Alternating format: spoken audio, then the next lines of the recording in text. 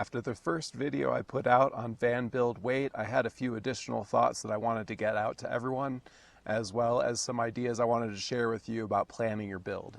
Many people see these high roof sprinters and transits driving around and they think that these vehicles could roll over if they drive over a pebble, but that's just not the case. A lot of the weight is actually much lower down in these vehicles, and up top there's nothing but some thin sheet metal. The best strategy for your build is to keep it that way. Keep most of the weight further down. It's okay to have some storage higher up, but keep in mind what you're storing up there. It might be better to do your clothing up here and kitchen stuff down below. One of the things I thought about when planning out my build was side-to-side weight. My folks have a Eurovan. Eurovans are infamous for being heavy on one side to the point where there's actually a company that came out with a kit to solve that problem. A much better solution, in my opinion, is to even out the weight of your build. In my case, over here on the passenger side, I've got my water tank as well as my fridge.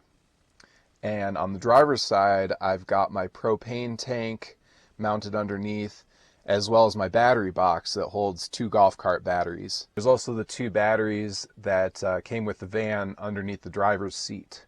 So that was my way of attempting to even out the weight. Now, I didn't get super precise with this. In general, there's only so much you can do, and like a lot of things with building out a van, there are many different options, and to an extent, it's personal preference. Weight can also be an issue if you're thinking about the drivetrain of your van. There's been some videos showing that ProMasters perform better going up an icy hill than Transits, but the problem is that those videos were done with the vehicles empty. So the ProMaster is going to have more weight when it's empty in the front because that's where the engine is and it's front wheel drive. So it's going to get better traction. But a Transit is rear wheel drive. And of course, without any weight over the rear wheels, you're not going to get traction going uphill, but that's not a real world situation. Most people have something in their van. Not that I'm biased or anything. One last thing it's important to keep in mind with your van build is you don't want a lot of weight behind your rear wheels.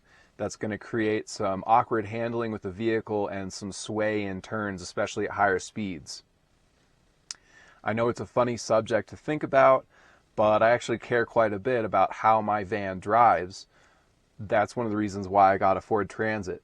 And generally, if you're living the van life, you're going to be spending a lot of time driving.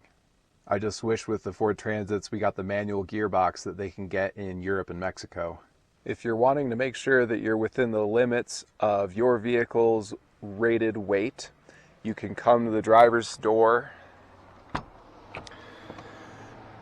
look on the inside panel here, and you can see all the numbers here. You've got the front weight rating, the rear rating, and the total weight rating.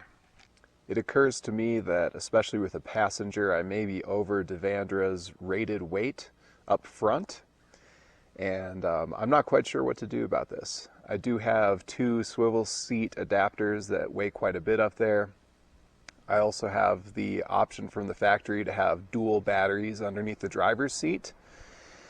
I also have the skid plates up front, as well as the 4x4 conversion, the front aluminum bumper, and the winch. With all this extra crap, it's probably not an issue for the majority of folks, but it is for me. Also contributing to the weight up front, I have the 2 batteries underneath the driver's seat. That was an option from the factory as opposed to the single battery. If you're looking at one of the European Ford Transits with the crew cab where 3 people can sit up front, I would forget about adding any other components up there. You can always save a little bit of weight by the old-fashioned plastic fender-covered delete. One more thing you need to consider is if you've changed the tires on your van. All the tires have their rated weight listed on them.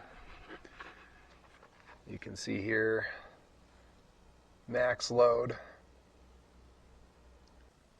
Thank you so much for watching. Be sure to leave any comments or questions below, and be sure to subscribe.